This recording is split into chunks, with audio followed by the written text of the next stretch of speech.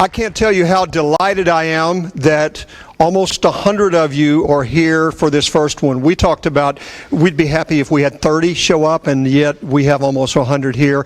And I don't know how many perhaps are joining us on camera or via our online live streaming. So welcome to all of you who are tuning in through our live streaming. So thank you for being here tonight. We're going to have fun. We're going to laugh some, we're going to learn some, and hopefully by the end of the evening you'll feel like this was well worth your investment of time. So I have a question. How many of you have at least one teenager in your home right now? Raise your hand. Most of you, okay. How many of you have more than one teenager in your home? Raise your hand. All right, how many do you have? I'm sorry? No, I heard you. I said I was sorry. So, yeah.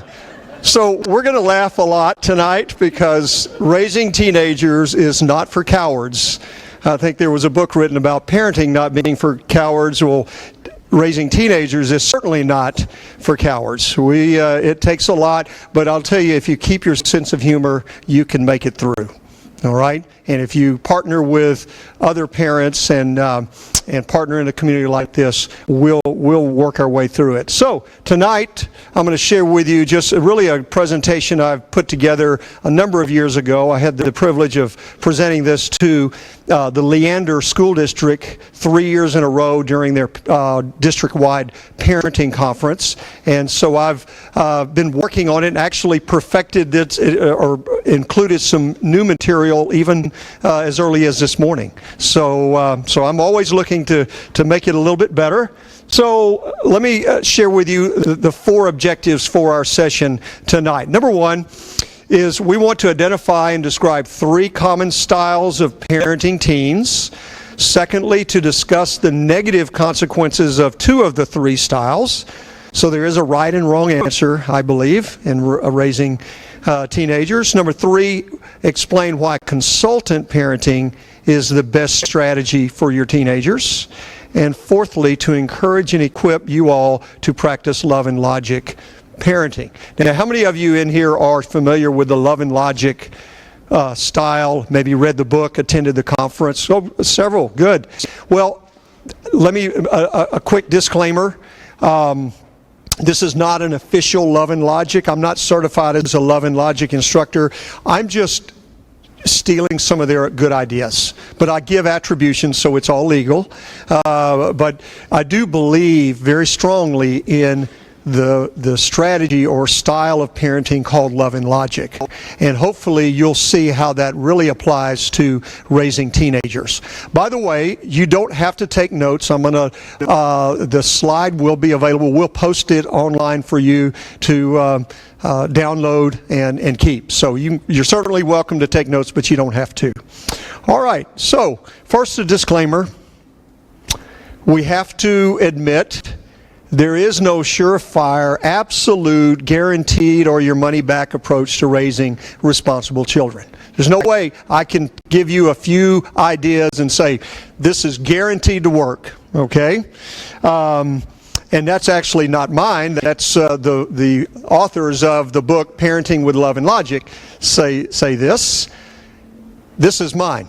Bad kids happen to good parents, okay? You can be the ideal parent. You can do everything by the book, and your children will still make wrong choices and will do things that are against your will or against your good parenting. I've seen that over and over in my career.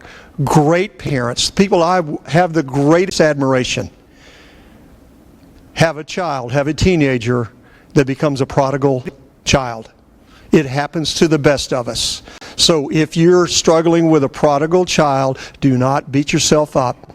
It's not necessarily the fact that you were a bad parent. You didn't necessarily make mistakes to cause them. Because see, here's what I believe, and I believe this is scriptural. Our children are moral free agents. They have the ability to make their own choices, and they will make their own choices, and sometimes those are the wrong choices. And there's nothing sometimes we can do as parents. So if you are coming into this session with guilt, what I would say is stop it. It's not going to help your children. Realize bad kids do happen to good parents, and the corollary, good kids happen to bad parents. I've seen some pretty poor parenting models in 39 years. And I've seen terrific kids come out of those homes. Again, because those children are moral free agents. And so keep that in mind. As best as we don't really control our children. We think we do. We can control circumstances. We can control the relationship. We can't always control their choices. So keep that in mind as we go throughout the evening.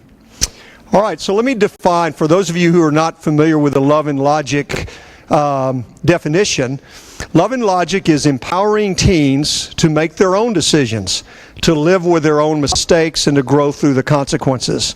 In other words, teaching teens that actions have consequences. Or as we call, as believers, we call that the law of sowing and reaping. All right? I've said this to other groups of parents, and I say this often in our admission open houses. Perhaps the greatest lesson your children will learn at this school is the law of sowing and reaping. And I agree with that as far as what they learn from you as parents. If they learn that actions and ideas have consequences, good or bad, then you will have come a long way in your parenting. And they will have learned a valuable lesson that they will be able to apply the rest of their lives. So actions do have consequences. It's what the Bible calls the law of sowing and reaping.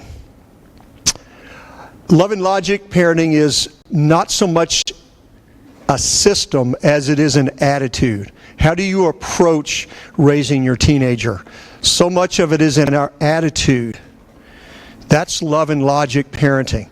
Love and logic parenting lies somewhere between spare the rod and spoil the child, and fathers, do not exasperate your children. So it's a balance, okay? There's hopefully a balance there where we hold our students accountable, but we also give them some freedom to make their own choices. That's what love and logic would say is how you go about raising teenagers. All right, so what is our goal? What's ultimately, as parents of teenagers, what is our goal? I think all of you would agree with me. We want to raise responsible kids. We don't want our kids to live with us the rest of their lives, right? Right? Yeah. Those of you who have teenagers, you can amen that, because you know that at some point you want them to launch from the home. If you have younger ones, little ones, they're really cute, and you just can see having them forever. But I will tell you, as personal experience, there will come a time, usually it's the spring of the senior year, some of you have experienced this already, where you're ready for them to go to college. You can't wait for them to graduate and get out of the house. Because even the best of kids get a little bit rebellious and get a little bit independent, and it's time for them to launch. All right? So responsible kids, what are they able to do? Number one, make good choices, exercise common sense, obviously understand the law of sowing and reaping, be able to sustain themselves, contribute to their families and society, and eventually become responsible adults. So I think everybody in here would agree that's your goal. You want to raise kids that have these attributes or are able to do these things. So I don't think there's any argument there. All right, but the ultimate goal is to work ourselves out of a job. All right? You don't want to be their sustainer, their parent, the rest of their lives. That was not God's plan. In fact, Scripture says a man is to leave his father and mother and cleave to his wife. So right in the very first few verses of the Bible, we see the pattern that God intended, and that is for our children to leave their parents and create their own families. And it's wonderful. I can tell you from personal experience, grandparenting is the best gig I've ever had. It is the reward for not murdering your children. Okay? And it's the only job that's not overrated.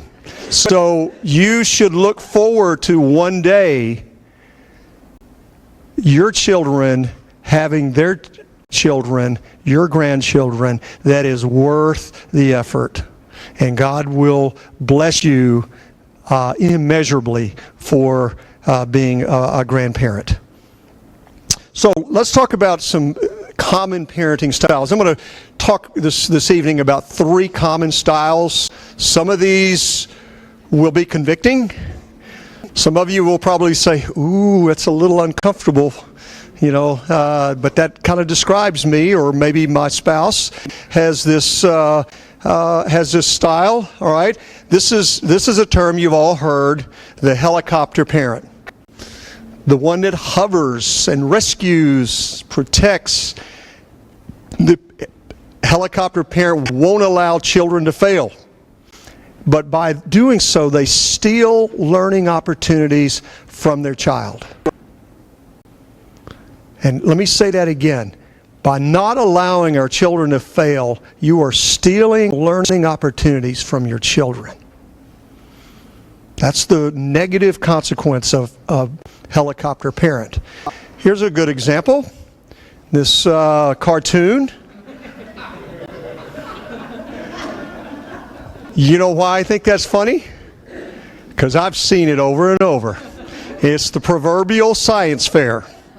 Okay, so true story. Friend of mine who was the head of an Episcopal school out in West Texas. I won't give you the name. I don't want to betray a confidence here, but this actually happened. He told me the story.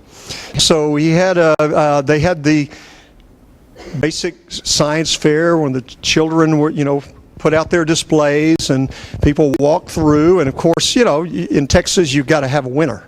You can't just do it for fun. You've got to have winners, and blue ribbons and white ribbons and red ribbons and all that. So a parent went up to the head of school and was quite upset. He says, I don't understand why my daughter did not get a prize. She worked very hard at that project. And he said, well, sir, the real value of this is just in the experience. I mean, they're learning the principles of science, the scientific laws, and it's really in the doing. It's not in the winning. And he wasn't buying that. And he stepped back and says, I get it now. It's the MDs versus the PhDs. So, and you got it, didn't you? In other words, he knew that most of those projects were done by the parents. They weren't done by the kids. That's why a lot of schools now have gone, either they've eliminated science fairs or they've said, we're going to do the projects in school. Because if you let it go outside of school, guess who ends up doing the projects? Think about this, though. What's the message you're sending to the children? You can't do this. Mom and dad have to do it for you. And do you think the child who knows that the parents did most of the work, do you think they're really proud of their ribbon? Probably not. Because they know who did the work. So that's the sad thing about helicopter parents, is they won't allow their child. One more story I will tell you in this regard. Anybody have Cub Scout children in their home? Okay, a couple of you, all right. You know the Pinewood Derby races? You remember those? So I had a Cub Scout. My youngest son was in Cub Scouts, and so we got the kit, and we said, okay, let's go, Brady. And I'm thinking, I'm not very handy with my hands. I'm probably in the lower 2 percentile when it comes to handiwork. God didn't equip me to that. I mean, I do what I do because if I had to work with my hands for a living, I'd starve. Okay? So we got out and we did the best we could, and we created this little Pinewood Derby race car. And so we go to the big contest, and the first thing I did when I walked in the auditorium, the gymnasium, where they were having the races, I turned to my son and I said, Brady, I am so sorry. I did.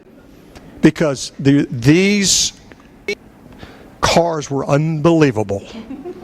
They were slick, they were beautiful, they were aerodynamic, they were everything. They were just like right off the shelf.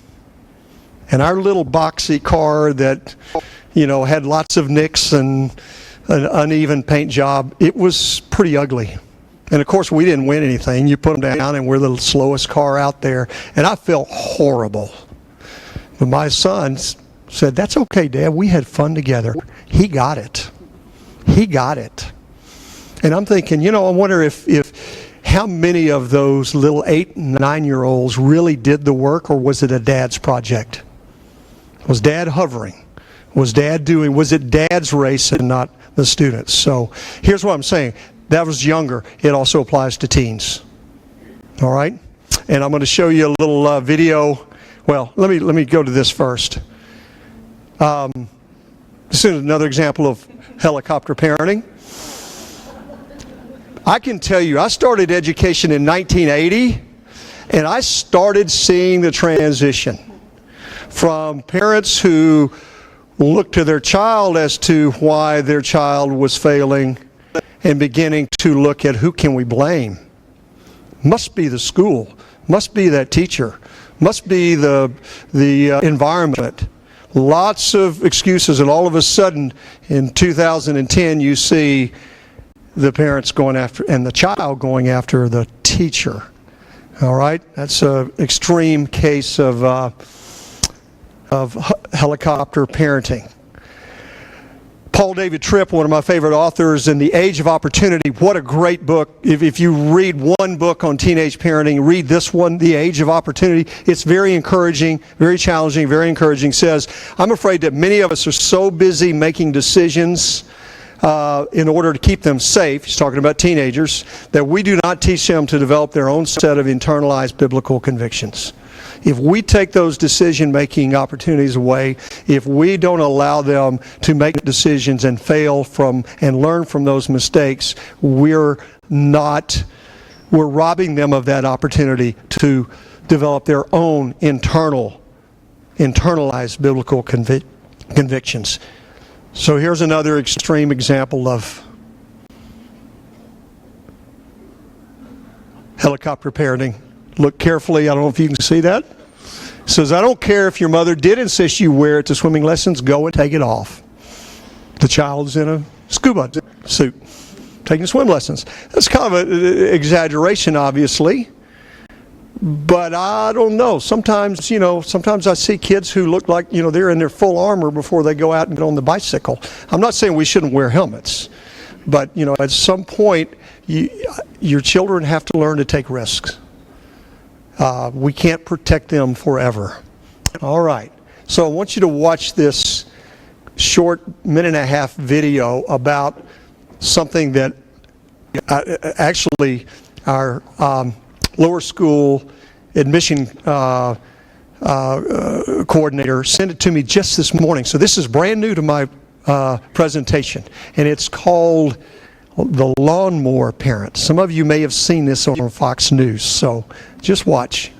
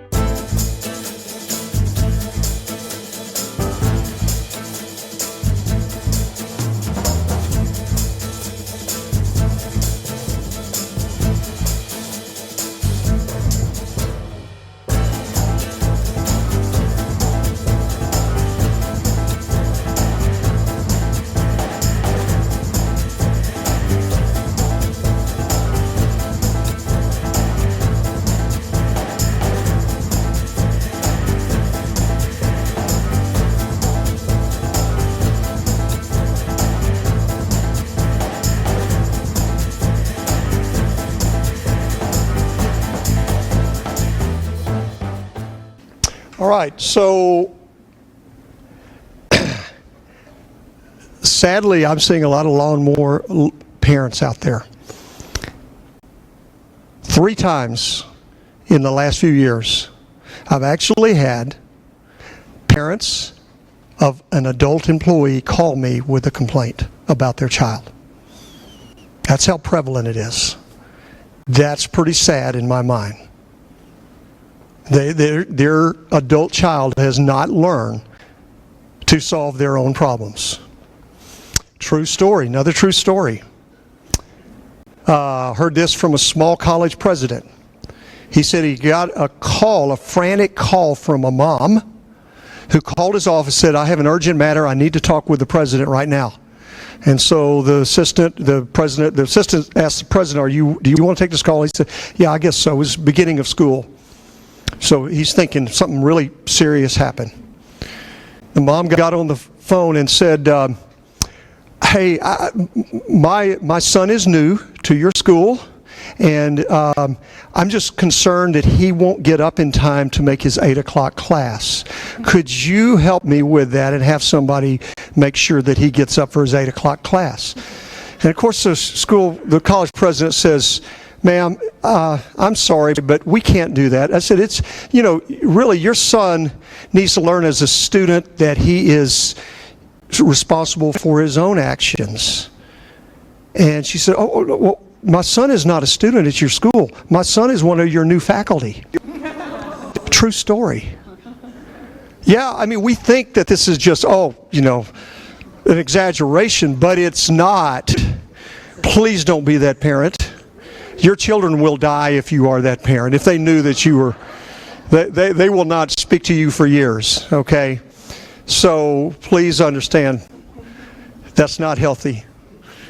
Sometimes if our students are going to learn to be responsible adults, they've got to learn to stand on their own. And it's the teenage years in which they learn those skills, where they need less and less of your intervention.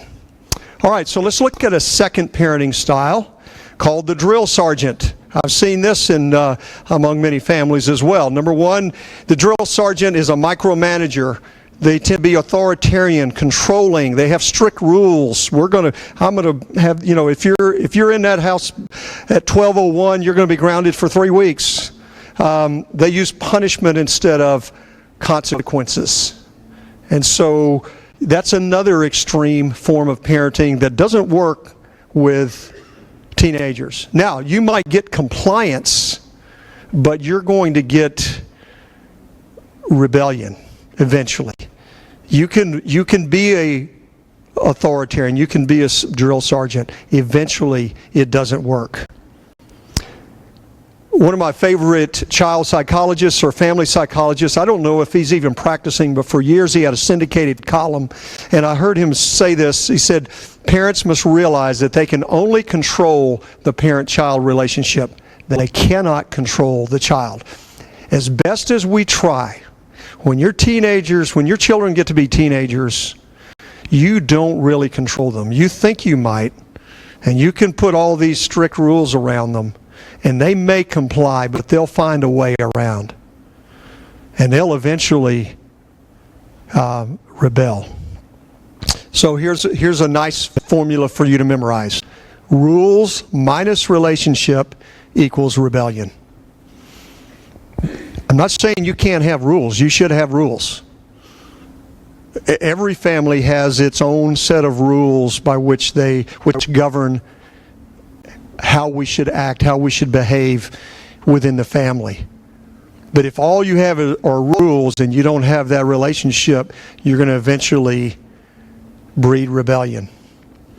Helicopter, lawnmower, drill sergeant parenting eventually produce resentment and rebellion.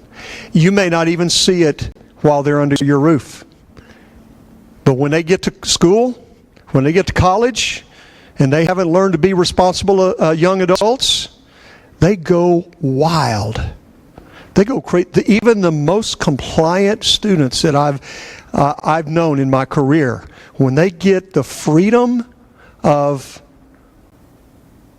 going to college, they can't handle it because they've never had the opportunity to make those decisions on their own.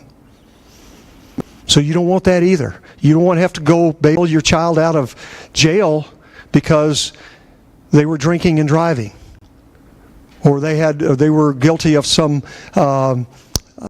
negative behavior and they broke the law. You don't want that either. And you ask yourself, well, they were such good compliant students when they were under my care. Well, maybe they were because they were afraid of the rules that you set, and they were afraid of you. But once they got out of prison, man, they went crazy. All right, so here's a parenting paradox. Parents who try to ensure their children's success often raise unsuccessful children. Again, the authors of Parenting with Love and Logic, that's a quote from their book.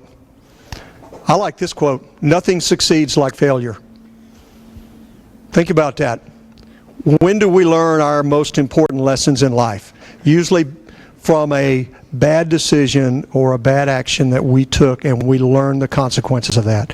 Most of the important lessons are not from our successes, they're from our failures. But you know what? I'll just be very transparent with you in here today. This is a real problem at Legacy Christian Academy. We have parents who will not allow their child to fail. Failure is not an option. And I'm not just talking about academic failure. I'm talking about not making a ball club. I'm talking about not being the head cheerleader. I'm talking about not being the lead in the play. And parents will go crazy to ensure their child. This may step on toes. I don't know how many thousands of dollars that parents are paying for their child to get the best coach that they possibly can to ensure that they make the varsity cheerleader team or the varsity football team or the varsity baseball or what you name your activity. People are investing even more money than they're paying in tuition. I have a little problem with that, to be honest with you. I'll just tell you straight out. I think that's sending a very wrong message to our children, and yet I see it. I see it in this community. Let me tell you another personal story. I told you tonight would be a lot of personal stories. And this is one I actually did right. Years ago, my youngest son was a freshman at Jackson Prep. I was the headmaster there, and he was a freshman at Jackson Prep. He decided to go out for baseball. Hadn't played it in several years, decided because all of his buddies were going out for baseball, he was going to go out for baseball. Well, problem was there were 30 kids trying out for 20 positions. Well, he got cut, deservedly so. Okay, so he came home and said, "Dad, I got cut from the baseball team." So as a head of school, I said, "Well, I'm going to talk to the coach tomorrow, and I'm going to get he's going to put you on that team." No, I didn't do that. Number one, that would have been pretty foolish on my part. But number two, it would teach my son the wrong lesson. So let me tell you, the next day, I see him and he's coming down the hallway. My office is down the end of the hallway, and I see him coming towards the hallway. Hey, he said, "Hey, Dad, I got to stay late after school today because our track coach has recruited me to be a triple jumper." Well, the track coach was also the basketball coach, and he knew Brady played basketball, so he knew Brady could jump pretty high. So he had good spring in his legs. "So I want you, can I go out for track?" I said, "Absolutely." Fast forward 3 years, senior year. He's lining up on the starting blocks for the 4x200 relay at the state track meet. And it was the failure, it was his being cut from the baseball team that allowed him to discover track, and he was pretty fast. And the blessing, and I thought, as I was the proud dad, as he's the leadoff leg for the 4x200 state track team, I was taking pictures and I was praising God and thanking Him for being cut from the baseball team. How many people have praised God for their child being cut from a team? Probably very few, maybe a few. Good for you. Thank you. Yeah. I remember telling Brady, I said, Brady, I know you're disappointed, but God's got an unexpected blessing for you. And I don't know what it is. He's opening a door somewhere. He's shutting this door, but he'll open a door, and I don't know what it is. Well, God revealed that several years later. And so we have memories in our family of that experience. Allow your children to get cut. Celebrate when they don't, when they make the team. But allow them to suffer disappointment, especially when they become teenagers. You will be preparing them for life. So, a better way to parent teens. I love this little pithy statement.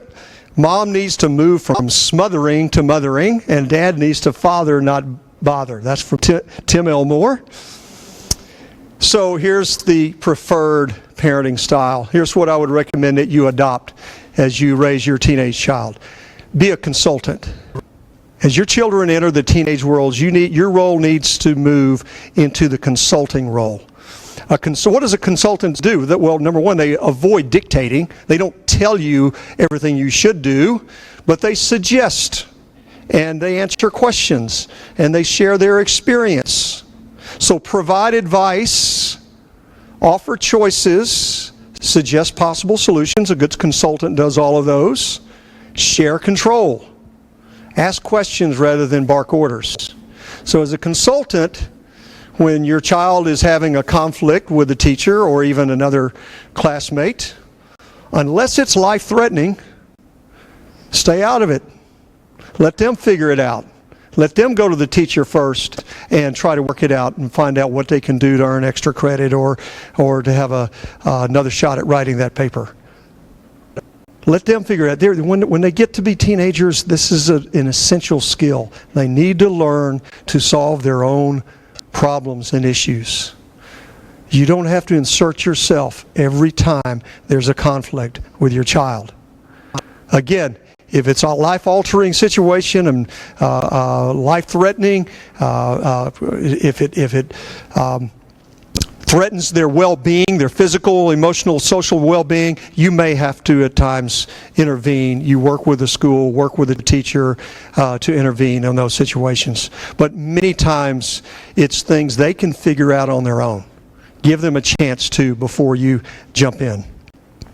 Consultant parents understand that responsibility is caught, not taught. You can't teach responsibility. You can only provide opportunities for your kids to learn responsibility by giving them responsibility and expecting them to carry through with that, and rewarding them when they are responsible, and holding them accountable when they don't.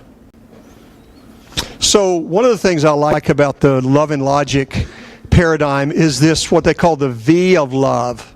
All right? So this is a really good way to look at boundaries. You notice at birth there are really tight boundaries there. You don't let your toddler or your infant, outside of your sight. You control their environment as much as you can. Why? Because they're not capable of fending for themselves. But as they grow, as they become a toddler, and as they get into elementary school and eventually middle school and high school, notice what happens to those boundaries. They start to widen, right? They start to widen because these children are ready for more responsibility, and they want to take more control over their life. That's the secret to parenting with love and logic, is widening the boundaries so that when they become a young adult and they're ready to launch from your home, they've had plenty of practice exercising responsibility. They've already learned to be, they've already learned to get themselves up by an alarm clock. This may step on toes, but at some point, parents, you got to let them be late for school. If they don't get up with the alarm clock, I've had to do that a couple of times in my child's. I've had my son leave his lunch on the counter after I reminded him, "Did you get your lunch?" "Yeah, Dad, I got it." "Oh, Dad, I forgot to pick it up and put it in my backpack." "Well, are you hungry?" I didn't run home and rescue him. I'm not saying you would do that with a 5-year-old, but you certainly do it with a 15-year-old. Let your teenager go hungry one meal. I guarantee, with a boy, that's all it takes. They will remember that lunch. They'll probably forget their books, but they will remember their lunch if you allow them to suffer the consequences. You don't always have to, and it's okay to allow them to take a 0 on a homework assignment. It's okay. They'll remember to do the homework the next time. I promise you this works, folks. When you allow them to be responsible for their own actions, they will learn those lessons quickly. Hey, let me give you one piece of advice I heard from John Roseman that brought immediate peace to our home. My wife and I were we were kind of split. My wife was more of the helicopter and I was more of the drill sergeant. And so when our boys would come home, have you done your homework? And so Jana would nag a little bit, and I would say, you better get in that room and you better do that homework. Get it done before you watch TV. Okay, this was prior to the internet, okay, or it was right at about the time. And so John Roseman in a parenting conference said this: don't nag your kids about homework. In fact, don't even remind them to do their homework. When they get to be teenagers, here's what you do. You just sit down with them and say, hey, we know you are very capable of making good grades. In fact, we think you can, make B's, A's and B's. You should be an A-B student or an ABC student. From this point on, we're not going to remind you to do homework. You're either going to get it done or you're not. But there will be an accountability, and it'll be on report card day. And so I'm not going to say another word about whether you've completed that paper or completed that homework.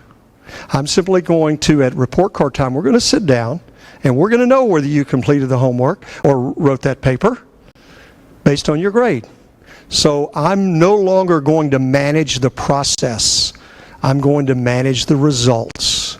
So take that with you. If you leave with nothing tonight, that one little piece of wisdom: manage the results, not the process when your kids get into high school or when they're teenagers.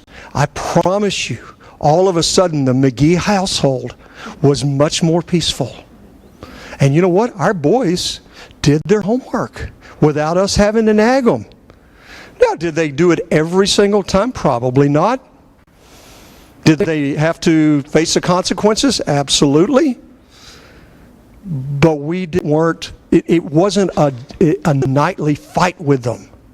Bring peace to your home by just simply saying, here's what we expect, and there will be a checkpoint along the way at report card time. We'll know whether you did your work or not. Your kids will, I promise you, they'll bless you for that, and they will surprise you in their responsibility. Put me to the test on that. All right. So before you get out here, I want to give you a little science lesson on the brain. Do we have any brain surgeons in here? None? Okay. Do we have any doctors? No doctors? Okay. So here's a little anatomy lesson. You see on that diagram where it says frontal cortex or prefrontal cortex? All right. That is the part of the brain right in the front of your head here that controls your executive functions. Here's what we know about brain research. Your teenager is half-witted. By that I mean their prefrontal cortex has not fully developed. It develops last. So if you see the diagram, the striatum, I think that's how you pronounce it, that's what is called the hot system. That controls their impulses and their emotions.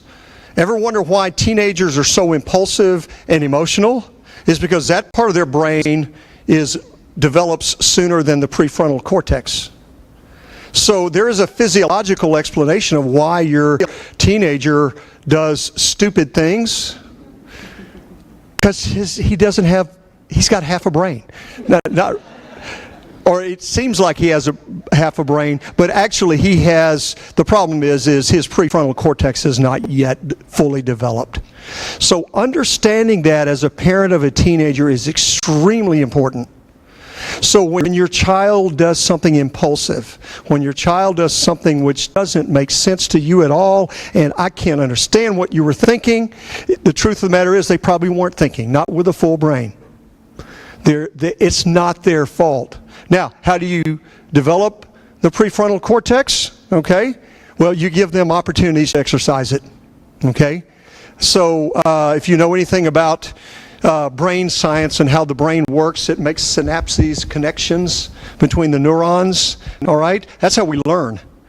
That's how we develop our brains, is as those neurons fire and they make synapses.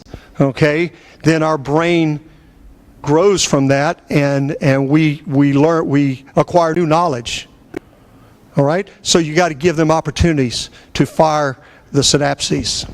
So the prefrontal cortex regulates behavior. Well, I'll let you read all that. You see how important that is. And keep in mind, your teenage son or daughter doesn't have the full capacity yet. Now, some develop earlier. Here's what brain science is telling us now. For girls, it's usually mid-20s before they're fully developed, that part of the brain. For boys, it's later. It's not till about 28, 29 before they're firing, or that fully is in place. And I will tell you, having raised two boys, I'm not sure it's not until a little later, maybe the 30s. But I will say this, we did see about the late 20s is when our boys really started making really good decisions in our estimation, and thinking logically, and thinking, being able to do all the things that are on this list when they were late 20s. It's just the way God wired us, is the way He intended. So keep that in mind as you deal with your teenager. So I want to leave you with some final thoughts tonight. All right? These are just some things I've learned as being in education for 39 years. Worry is the price you pay in advance for most of the things in life that never happen. So if you go into parenting with this worrisome attitude, I don't know how I'm going to do this, it may not even happen. So don't worry about it. Effective parents understand the difference between drama and trauma. There is a big difference. There will be drama in your household, especially if you have girls. Okay? I think the good Lord knew that I was not wired for girls. That's why He gave me two boys. Because I don't handle drama very well. Okay? Not this left brain dominant person. I just don't handle drama. And I think the Lord knew that. And think about this. Parenting is like a river. Smooth flows, interrupted by various classes of rapids, rarely ending up in a waterfall. So it's okay. You're going to go have the rapids. If you haven't experienced them yet, you will. But rarely do those rapids end up in a waterfall. Final thought, and from one of my favorite authors, a woman by the name of Wendy Mogul. She is actually a Jewish woman who was practicing family counseling in the Beverly Hills area. So you can imagine she dealt with some really messed up families. And through that practice, she discovered the wisdom of Jewish law, of the Torah and the Talmud. She discovered her faith through her practice. And so in her book, The Blessing of a Skinned Knee, another second one I would recommend that you read tonight, she says this: your child is not your masterpiece. In fact, your child is not even truly yours. And isn't that consistent with our faith? Our children are not our masterpiece. They're really not even ours.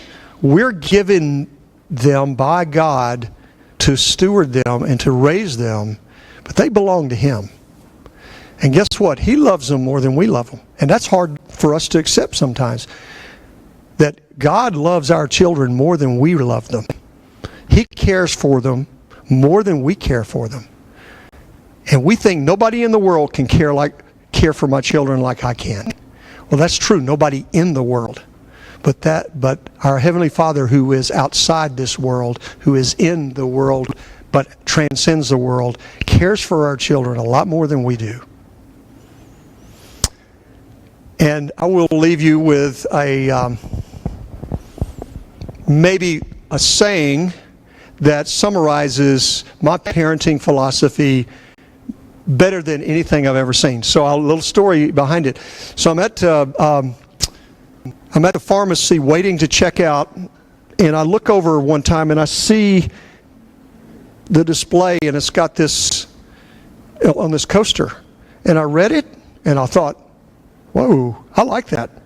And I read it again, and then I said, I got to buy this. And it's going in my office. So if you come to my office to accept a nice accolade for your child, really only two reasons you come to see the head of school: to receive an accolade or on your way out. So, but if you come to my office, you will see this on my coffee table.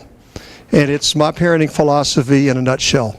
Prepare the child for the path, not the path for the child. Think about that. Prepare the child for the path, not the path for the child. To me, that summarizes the love and logic philosophy of parenting teens. So I don't expect you to remember this. I'll send this out with the slides. These are some great books for you to use as a resource. And much of what this presentation is about has come from my reading of these books. And then the last thing, I'm going to leave you laughing, I hope, or maybe crying. All right, I want to tell you a story. All right. Children as pets, the cat years. I just realized that while children are dogs, loyal and affectionate, teenagers are cats. It's so easy to be a dog owner. You feed it, train it, boss it around. It puts its head on your knee and gazes at you as if you are a Rembrandt painting. It bounds indoors with enthusiasm when you call it. Then around age 13, your adoring little puppy turns into a big old cat. When you tell it to come inside, it looks amazed, as if wondering who died and made you emperor. Instead of dogging your doorsteps, it disappears. You won't see it again until it gets hungry. Then it pauses on its sprint through the kitchen long enough to turn its nose up at whatever you're serving. When you reach out to ruffle its nose, to ruffle its head in that old affectionate gesture, it twists away from you, then gives you a blank stare as if trying to remember where it has seen you before. You, not realizing that the dog is now a cat, thinks something must be desperately wrong with it. It seems so antisocial, so distant, sort of depressed. It won't go on family outings. Since you're the one who raised it, taught it to fetch and stay and sit on command, you assume that you did something wrong. Flooded with guilt and fear, you redouble your efforts to make your pet behave. Only now you're dealing with a cat. So everything that worked before now produces the opposite of the desired result. Call it, and it runs away. Tell it to sit, and it jumps on the counter. The more you go toward it, wringing your hands, the more it moves away. Instead of continuing to act like a dog owner, you can learn to behave like a cat owner. Put a dish of food near the door, and let it come to you. But remember that a cat needs your help, and your affection too. Sit still, and it will come. Seeking that warm, comforting lap it has not entirely forgotten. Be there to open the door for it. One day, your grown-up child will walk into the kitchen, give you a big kiss and say, "You've been on your feet all day. Let me get those dishes for you." Then you'll realize your cat is a dog again. Still waiting for that to happen in the McGee household. But I will say my two young men, 33 and 31, are a great blessing to me and are great young men, and I appreciate them and have a friendship with them that is just indescribable. And so they don't have to do the dishes. So let me pray for us. Father in heaven, I just thank you for this time together, the opportunity for us to just laugh a little as we deal with the stress of parenting. Father, just by virtue of the attendance of those here tonight and those who are watching online, I am so encouraged that these parents would take a couple hours out of their busy schedule to learn how they can be a more effective parent, how they can raise their teenagers or near teens to be responsible young adults. Father, I just ask that you encourage them and equip them to be the parents that you designed them to be. Father, we are to work ourselves out of a job. It is clear your instructions are that our children would make their own families, have their own children, and be responsible parents. And so I just ask that your blessing be upon all here, and even those who are not attending, that they might see that there is wisdom in your word.